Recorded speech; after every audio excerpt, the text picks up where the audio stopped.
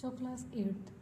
Today we are going to do our next chapter, which is microorganisms that are friend or foe. What is the mean of friend? We know that, we all know that mean of friend is आप कह सकते हो कि वो हमारे दोस्त हैं. Yes, there are some microorganisms which are friends of us. ऐसे कुछ माइक्रो ऑर्गेनिजम्स हैं जो हमारे दोस्त होते हैं एंड some are foe, यानी कुछ हमारे दुश्मन होते हैं जो कि हमारी बॉडी को क्या करते हैं, हार्म करते हैं and they can react our body in our body. So micro organism की स्टडी कैसे की जा सकती है? आप माइक्रो ऑर्गेनिज्म को कभी भी नेक्ड आई से नहीं देख सकते, यानी अपनी खुली आंखों से यानी साफ आंखों से क्या कर सकते हो, माइक्रो ऑर्गेनिज्म को नहीं देख सकते. You need a microscope. You need a microscope to see the microorganisms. Microscope में क्या होता है कि आप अगर किसी भी, चाहे यीस्ट है या किसी भी तरीके का माइक्रो ऑर्गेनिज्म है, तो उसमें इस तरीके का लेंस होता है कि आप उन माइक्रो ऑर्गेनिज्म को इजीली देख सकते हो. And microbiology is a branch of biotechnology. Biology की माइक्रोबायोलॉजी एक ब्रांच है जिसके थ्रू आप माइक्रो ऑर्गेनिजम्स की इजीली स्टडी कर सकते हो, यानी आप उसकी डीपली स्टडी कर सकते हो. अच्छा, why we need it? Why we need to study micro organisms? Because some micro organisms play useful and some are play harmful role in our life.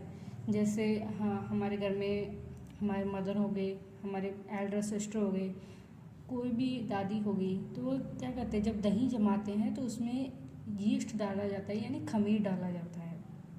उसकी वजह से क्या होता है कि जो आपका मिल्क होता है उसकी फॉर्मेशन किस में होती जाती है, कर्ड में.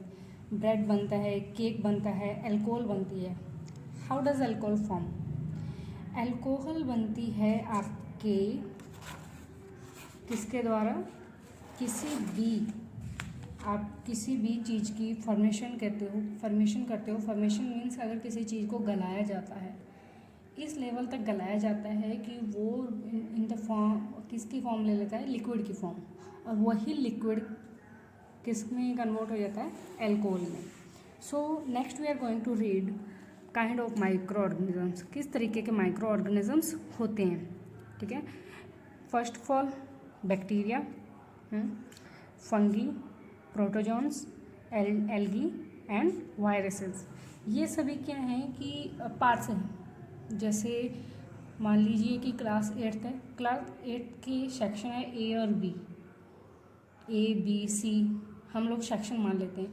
तो ये पार्ट्स तो क्लास 8 की है ना, क्लास 8 ए, क्लास 8 बी, क्लास 8 सी, ये पार्ट तो क्लास 8 की है. उसी तरीके से ये क्या है, उनके कुल हैं, यानी उनका जो मेन रिसोर्सेज है वो क्या है, ये चीज़ें. वायरसेस क्या होते हैं? Viruses are smallest of micro organisms. Virus बहुत ही, यानी जितने भी माइक्रो ऑर्गेनिजम्स होते हैं, वायरस उन सबसे ज़्यादा छोटे होते हैं. Strictly speaking they can not be grouped along with living things and micro organisms. Virus कभी भी ग्रुप नहीं बनाता, ना तो लिविंग थिंग्स के साथ और ना ही माइक्रो ऑर्गेनिज्म के साथ. उनकी एक अपनी ही लाइन होती है, अपनी ही एक बाउंड्रीज होती है, ठीक है. आप वायरसेस को कह सकते हो कि सेलुलर स्ट्रक्चर, यानी नॉन लिविंग फीचर होता है उसमें, और इनके अंदर एक होस्ट ऑर्गेनिज्म होता है, जिसे वो क्या होता है, लिविंग फीचर होता है. यानी उसके अंदर आप कह सकते हो कि that living feature have life. And we can see that first क्या है, type of bacteria, ball shaped होते हैं, रॉड शेप्ड होते हैं और स्पाइरल शेप्ड होते हैं. Second is different type of fungi. आपने कभी भी देखा होगा, आप रोटी रख दो, ठीक है, जब रोटी को बहुत ज़्यादा हीट मिलती है, आप एक बॉक्स में रोटी को 3-4 दिन तक बंद करके रख दो, तो वो हीट क्या होती है, अंदर ही अंदर कन्वर्ट होती जाती है. For the formation of that heat और अंदर की ऑक्सीजन और उसके जो बैक्टीरियाज होते हैं आपकी रोटी के उसको फुलके के, वो क्या करते हैं एक दूसरे से रिएक्ट करके ऊपर क्या बनाते हैं, फंगी बनाते हैं। ये आप देख सकते हो इस तरीके के फंगी बनाते हैं, ठीक है। इसके अलावा क्या होते हैं, एस्पिरिगल्स, यीस्ट, मशरूम, पेनिसिलम, ये क्या है डिफरेंट टाइप ऑफ फंगी है, ठीक है। Next is protozoa. एमीबिया किसका एग्जाम्पल है, प्रोटोजोआ का। पेरिसिलम भी प्रोटोजोआ का एग्जाम्पल है। यूग्लिना, ट्राइपोनोसोमा, ये भी किसके एग्जाम्पल है, प्रोटोजोआ की। एंड यूनिसेलुलर माइक्रो ऑर्गेनिजम्स कौन कौन से होते हैं और कहाँ होते हैं। यूनिसेलुलर माइक्रो ऑर्गेनिज्म कहाँ होते हैं, प्लांट्स में होते हैं और एनिमल्स में होते हैं। यानी आप कह सकते हो कि बहुत सारे बैक्टीरिया और बहुत सारे माइक्रो ऑर्गेनिज्म मिलके एक अलग ही तरीके का माइक्रो ऑर्गेनिज्म बनाते हैं। जैसे एल्गी में क्या होता है, कैमिडोनस और क्लोरीला मिक्सअप, ठीक है। फंगी इसका एग्जांपल यीस्ट, बैक्टीरिया। एनिमल्स में कौन सा माइक्रो ऑर्गेनिज्म होता है, प्रोटोजोआ, जैसे एमीबिया, यूग्लिना और paramecium. Multicellular micro organism algae and fungi, for example volvox, spirogyra, nostoc. Fungi क्या होता है, ब्रेड मोल्ड, एस्पिरेंस और पेनिसिलम। नेक्स्ट है हिस्ट्री ऑफ माइक्रोबायोलॉजी। माइक्रोबायोलॉजी की हिस्ट्री में हम लोग देखते हैं, these are name of scientists in the year which they discover that and what is the contribution of that scientist in the microbiology. First है Robert Hooke, they find out it and discovered it 1665. They observed cork cells, bacteria and spermatozoa using on crude microscope. उन्होंने खुद का microscope बनाया और उसके द्वारा क्या किया, इन बैक्टीरियाज को ऑब्जर्व किया और बताया कि these are the also the part of the bacteria. Next is Antony van Leeuwenhoek, he discovered it 1676 and he was the first to describe and sketch microbes. वो पहले थे जिन्होंने माइक्रोब्स को डिस्क्राइब किया और स्केच किया, यानी उसको एक आप कह सकते हो कि उसको एक शक्ल दी कि इस तरीके के माइक्रोब्स लुक्स अलाइक होते हैं, यानी इस तरीके के माइक्रोब्स दिखते हैं। लुईस पैस्चर ने 1857 में और 1859 तक क्या डिस्कवर किया, फॉर्मेशन। जैसे आपको फॉर्मेशन पहले बताया था, किसी चीज़ को इतनी ज़्यादा लेवल तक गर्म करना, उसको इतना ज़्यादा फॉर्मेशन देना कि वो एल्कोहल या किसी और चीज़ में कन्वर्ट हो जाए। Formation is caused by yeast, किसकी वजह से होता है, यीस्ट, जैसे कर्ड बनती है। Disprove the theory of spontaneous generation, इन्होंने जो स्पॉन्टेनियस जनरेशन की थ्योरी थी उसको क्या किया था, गलत साबित किया था कि फंगी, उन्होंने क्या कहा था कि फंगी का कोई रोल नहीं होता फॉर्मेशन में, लेकिन इन्होंने उस चीज़ को गलत साबित किया। Robert Koch founded in 1882 and gave the germ theory of disease, कि जर्म्स की वजह से भी क्या होता है, डिजीज़ होते हैं। Tuberculosis is caused by mycobacterium, tuberculosis bacterium and anthrax by bacillus anthracis in 1875। Christian Gram ने क्या डेवलप किया 1884 में, ग्राम स्टेन टेक्निक, यानी जो दाग होते हैं, स्टेन्स होते हैं, उसका। सिबास्को ब्रो किटासाटो इन 1889 टेटानियस डिजीज़ को फाइंड आउट किया, और ये किसकी वजह से होती है, क्लोरिडियम टेटानी बैक्टीरियम की वजह से। और अलेक्जेंडर फ्लेमिंग ने 1929 में डेवलप किया कि एंटीबायोटिक पेनिसिलिन की एंटीबायोटिक डेवलप की, किससे, पेनिसिलम नोटाटम से, यानी फंगस से। So next we are going to read about where do micro organism live, यानी माइक्रो ऑर्गेनिज्म कहाँ रहते हैं, how can they find out that where the micro organisms. So I can say that microorganisms may be single celled like bacteria, single celled like bacteria, single celled होते हैं, ठीक है। some algae and protozoa और multicellular such as algae and fungi। ये क्या होते हैं, जो बैक्टीरियाज होते हैं, जो माइक्रो ऑर्गेनिजम्स होते हैं, जो वायरसेस होते हैं, ये किसी भी तरीके की एनवायरनमेंट में रह सकते हैं। So if we took the example of corona virus, this is a virus that is a too dangerous in today's era. आज के टाइम में, इस समय में, in the present time, corona is most dangerous virus and the COVID-19 disease is most dangerous disease among from other diseases। जैसे कि आप देख सकते हो influenza virus, this is the single virus of corona virus. आप कह सकते हो कि ये सिर्फ एक एग्जाम्पल है, ये सिर्फ उसका एक पार्ट है।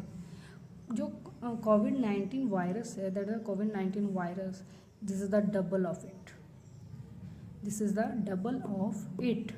And scientists say that there is no solution of it, but our scientists are too brave and they doing their best, and they are finding some vaccines for this virus, and hope so they will get it and we will get free from this disease।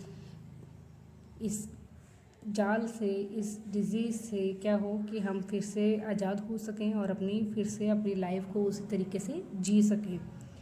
ठीक है, so next हम बात करेंगे micro organisms are also present in dead decaying organic matter. जो dead decaying animals होते हैं, यानी काफ़ी समय तक दब के रह जाते हैं ज़मीन के नीचे, या किसी भी तरीके का जो मैटर होता है, ऑर्गेनिक मैटर, उसमें भी क्या होते हैं, माइक्रो ऑर्गेनिज्म प्रेजेंट होते हैं। एंड क्या हेल्प करते हैं, ये सॉइल में उन ऑर्गेनिक मैटर्स को डिकम्पोज होने में हेल्प करते हैं।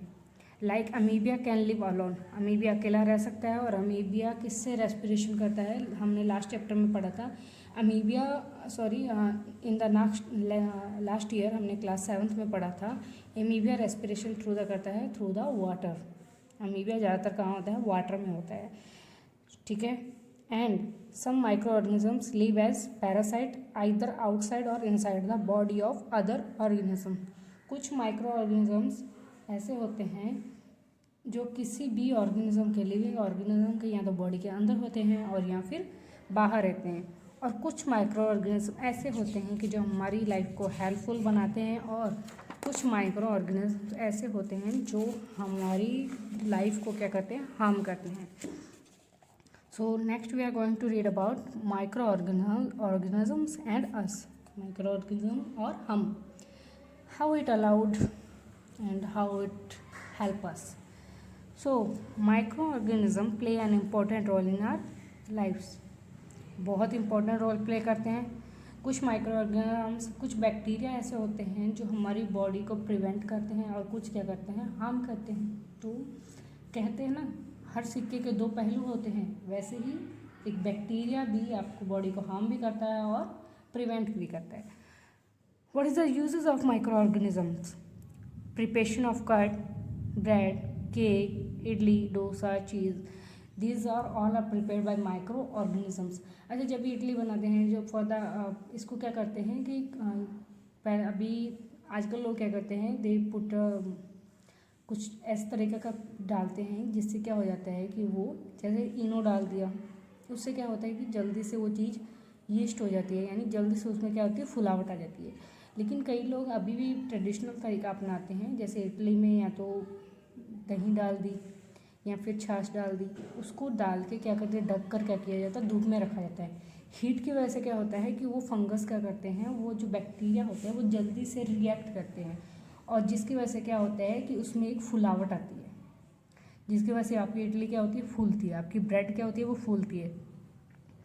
कुछ माइक्रो ऑर्गेनिज्म किस में यूज़ आते हैं, मेडिसिन में, उनसे क्या बनाई जाती है, एंटीबायोटिक और वैक्सीन बनाई जाती है।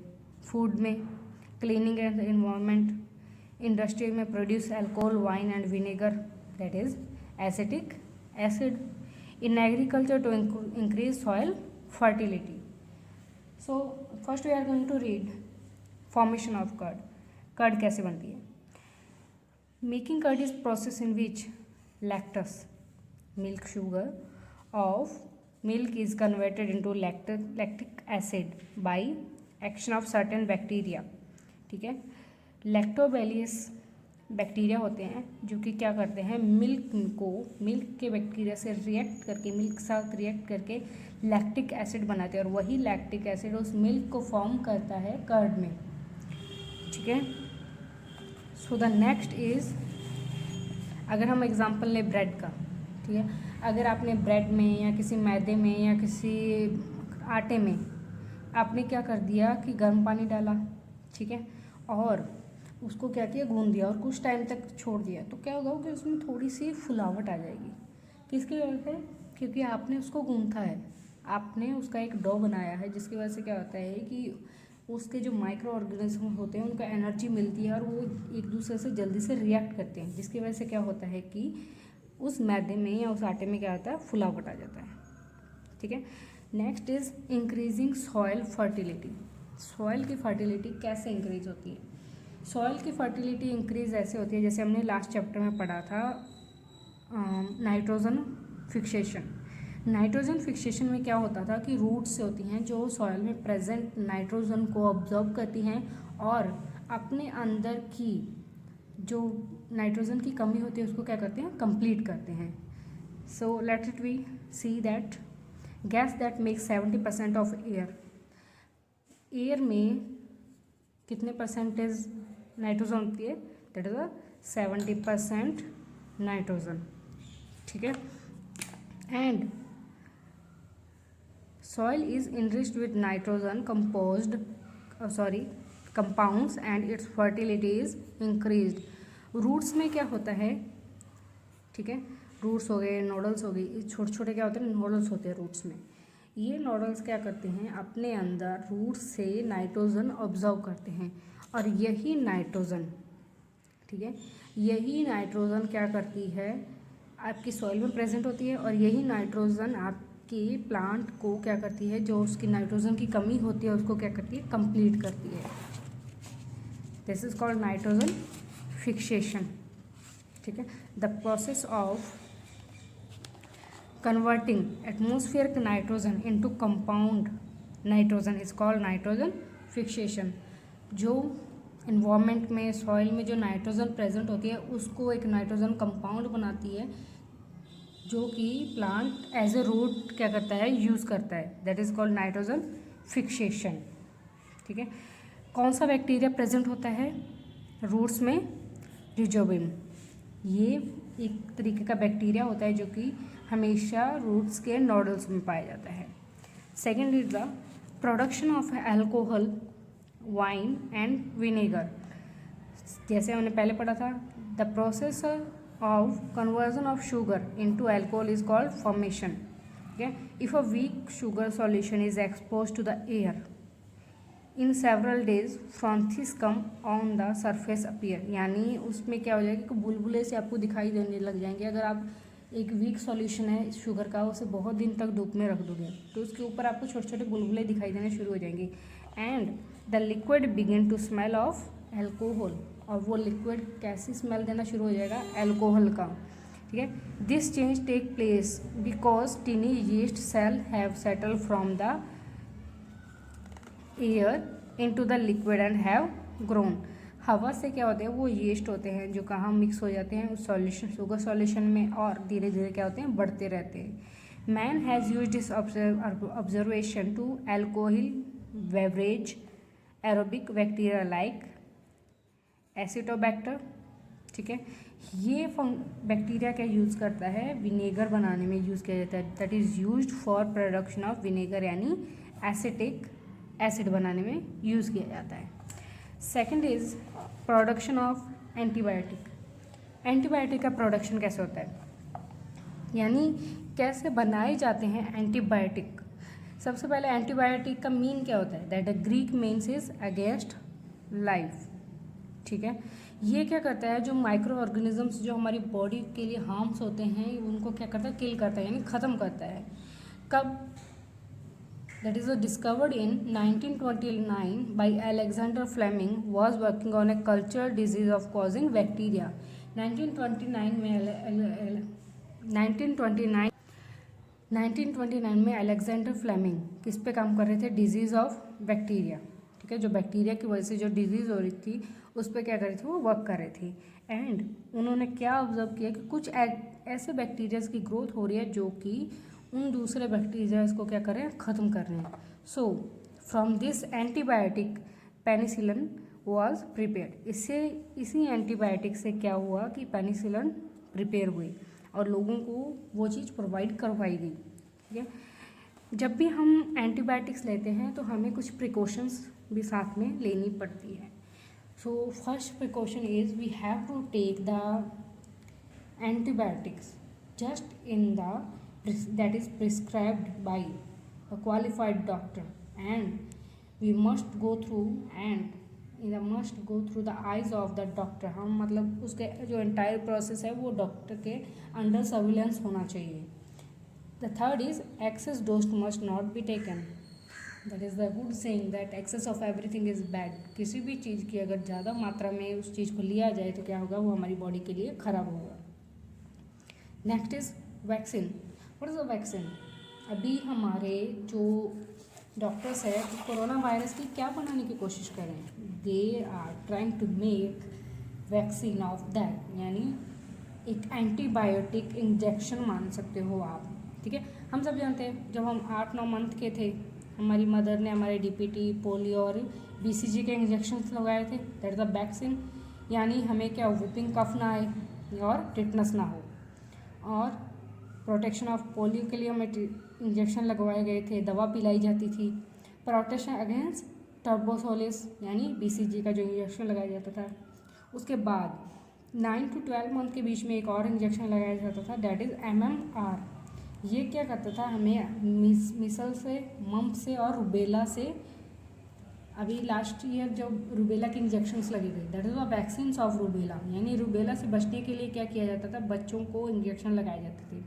And 18 to 12 months old children को डीपीटी और पोलियो के, ताकि उन्हें डिफ्थेरिया ना हो और पोलियो ना हो, इस तरीके क्या किए जाते हैं? वैक्सीन लगाई जाती थी। ठीक है, पोलियो की वैक्सीन को क्या कहा जाता था? पोलियो की वैक्सीन को कहा जाता ओरल पोलियो वैक्सीन यानी OPV। ठीक है, what is a vaccine? When a disease carrying microbes enters our body, यानी कोई भी एक डिजीज़ हमारी बॉडी में एंटर करती है, किसके थ्रू? माइक्रोब्स के through. The body produces antibiotics, body क्या करती है? प्रोड्यूस करती है antibiotic to fight the inventor. अगर हमारे को वो इंजेक्शन लगे हुए हों तो क्या होता है कि वो हमारी बॉडी अपने ही अंदर क्या करती है? एंटीबायोटिक बनाना शुरू हो जाती है और वही उन्हीं माइक्रोब से क्या करती है? As a we can say that कि फाइट करना शुरू हो जाती है और हमारी बॉडी को प्रोटेक्ट करती है उन डिजीज से। So that is the vaccine. It was Edward Jenner who developed the first vaccine that small pox, जैसे चिकन पॉक्स वगैरह होते थे, ठीक है, उसके लिए क्या किया था? एडवर्ड जेनर ने पहली वैक्सीन बनाई थी। ठीक है, एडवर्ड जेनर क्या थे? इंग्लिश फिजिशियन थे और जिन्हें क्या कहा जाता है? Father of immunology. उन्हें फादर ऑफ इम्यूनोलॉजी कहा जाता था। And they are lived from 1749 to 1823। So next we are going to do next is our harmful micro organisms. हमने जैसे पढ़ा कि यूजफुल माइक्रो ऑर्गेनिजम्स जो हमारी लाइफ में हेल्पफुल होते हैं। एंड हार्मफुल माइक्रो ऑर्गेनिजम्स क्या होते हैं? जो हमारी बॉडी को क्या करते हैं? हार्म करते हैं, हमारी इंटरनल ऑर्गन्स को क्या करते हैं? एक तरीके के डिजीज़, आप कह सकते हो कि डिजीज़ प्रोवाइड करते हैं। तो मलेरिया क्या होता है कि bad inhalation of air, chicken pox, small pox, क्लोरिया।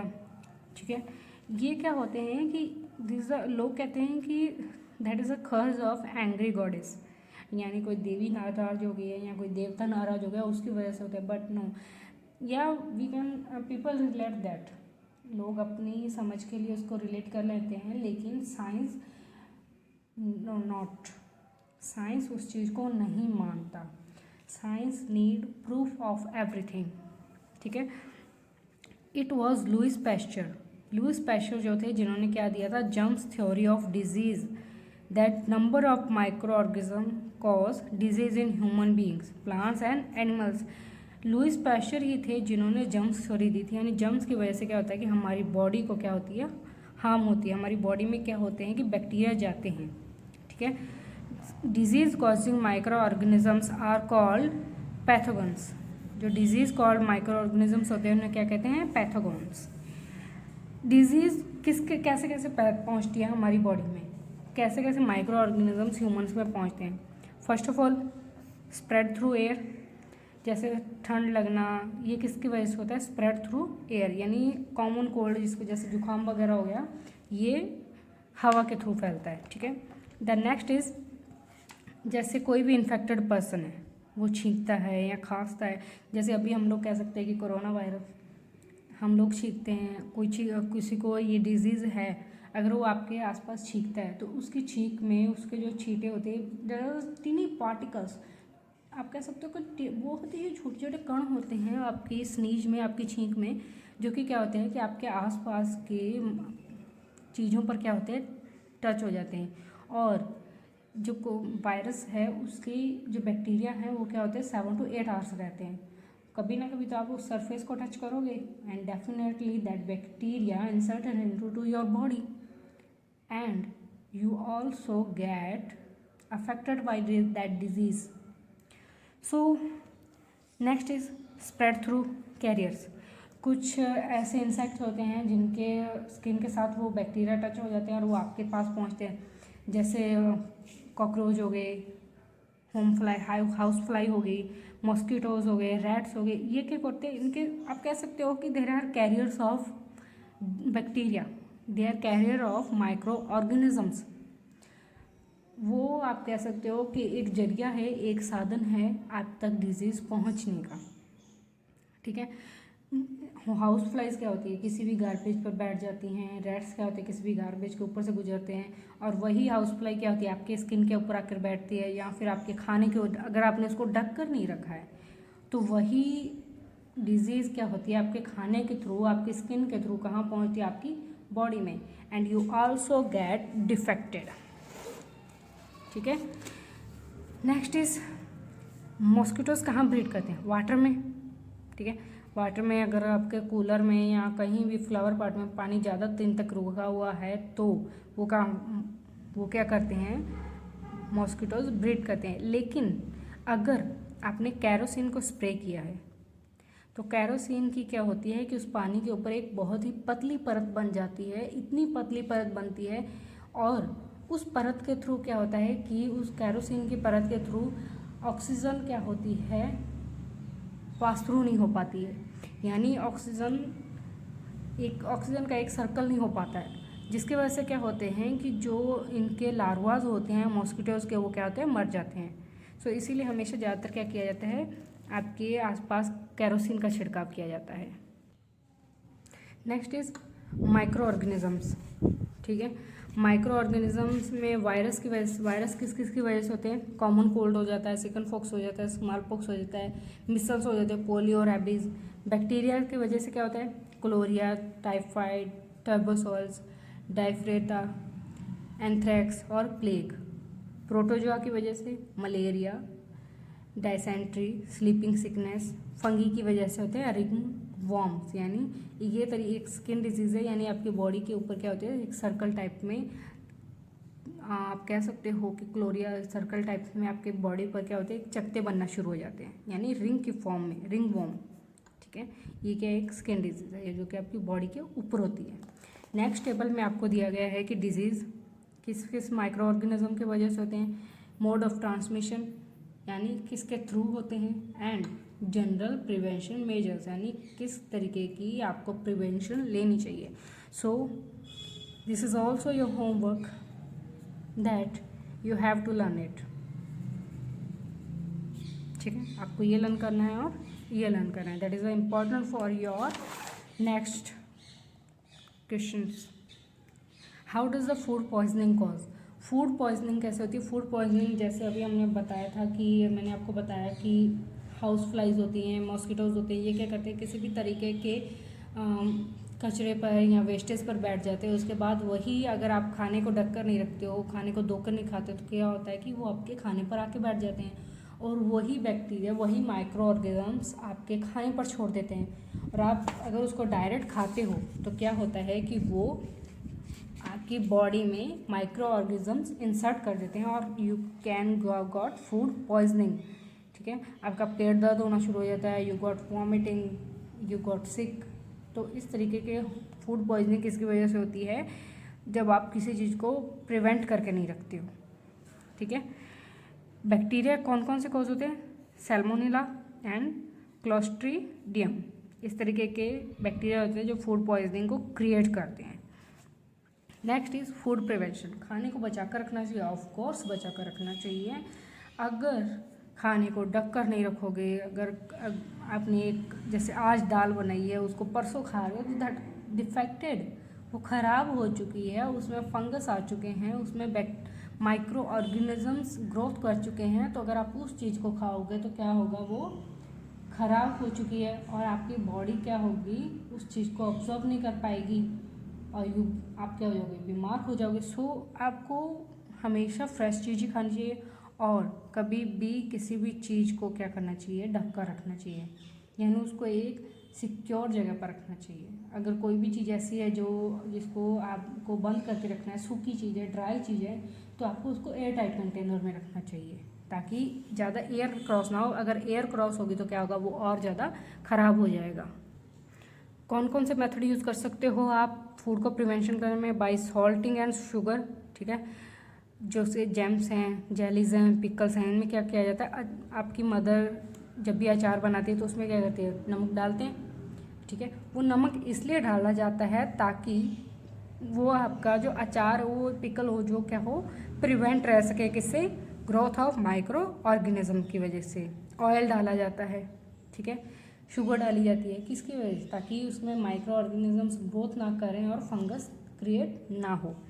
Oil डाला जाता है, विनेगर डाला जाता है, स्पाइसेस डाली जाती है, जैसे मिर्ची डालते हैं, लाल मिर्ची डालती है मदर। ठीक है, अदर तरीके का और भी स्पाइसेस होते हैं जो क्या करते हैं, उस चीज़ को प्रिवेंट करते हैं। हीटिंग, दूध को आप गर्म करते हो तो उसके ऊपर के जितने बैक्टीरियाज होते हैं, जो माइक्रो ऑर्गेनिज्म क्या होते हैं, वो ख़त्म हो जाते हैं, जो कि क्या प्रिवेंट करता है दूध को स्पॉइलेज, यानी दूध को स्पॉइल होने से। रेफ्रिजरेटिंग एंड फ्रीजिंग, आप किसी भी चीज़ को फ्रिज में रखते हो, जैसे आपने कोई वेजिटेबल रख दी, ठीक है, मिल्क रख दिया, वो क्या होता है कि आसपास के जितने भी एयर में माइक्रो ऑर्गेनिज्म प्रेजेंट होते हैं वो उस चीज़ तक नहीं पहुंच पाते हैं और वो चीज़ आपकी काफ़ी टाइम तक प्रिवेंटेड रहती है। बाय स्मोकिंग, ठीक है, किसी भी चीज़ को डिहाइड्रेट किया जाए, जैसे मीट फिश, इनको अगर डिहाइड्रेट किया जाए, स्मोकनेस किया दी जाए तो कहते हैं कि ये काफ़ी टाइम तक प्रिवेंट रहती है।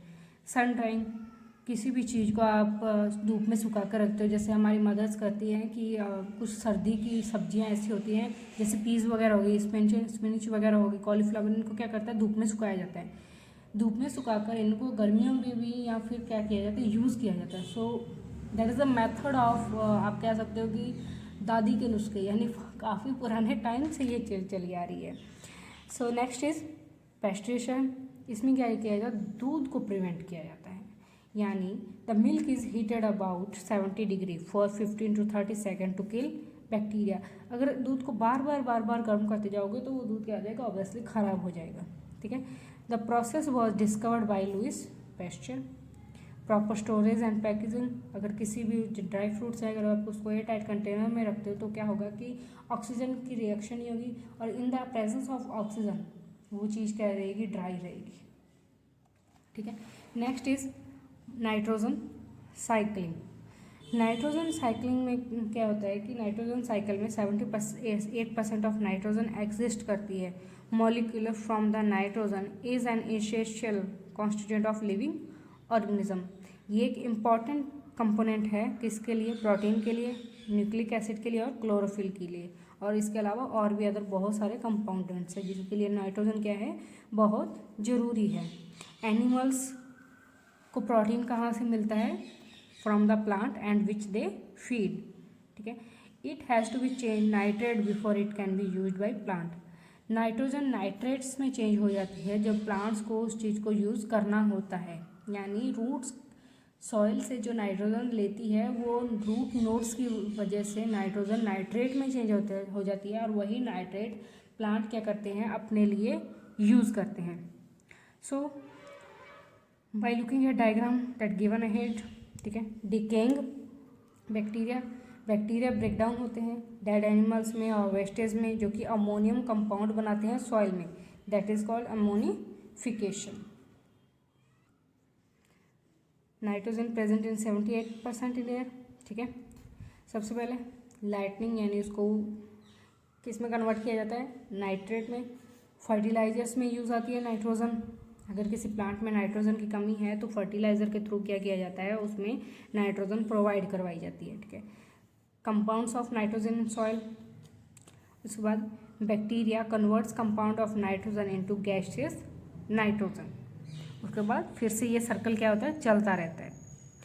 यहाँ से एनिमल्स और ह्यूमंस में इनको भी क्या होती है, नाइट्रोजन की ज़रूरत होती है. Nitrogen wastage from extraction of and death.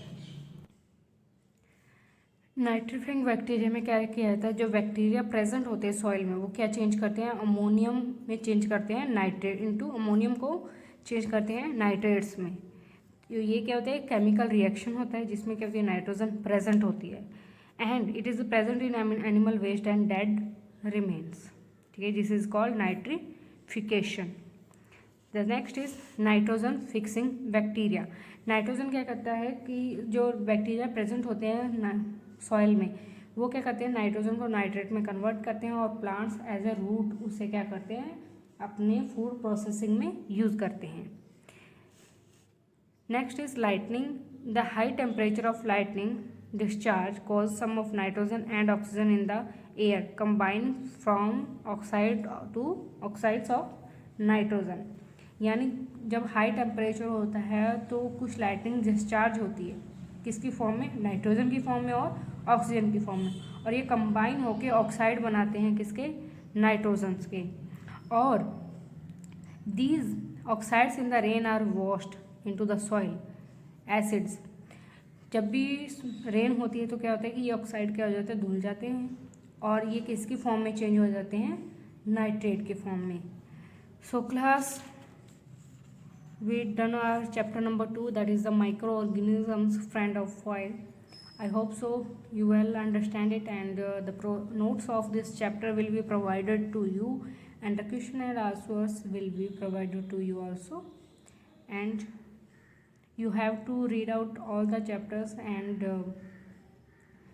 understand what the chapter is saying, and what I was and what I want to describe you, what I want to explain you will understand when you read that chapter. So thank you class. We will going to do our next chapter in our next session.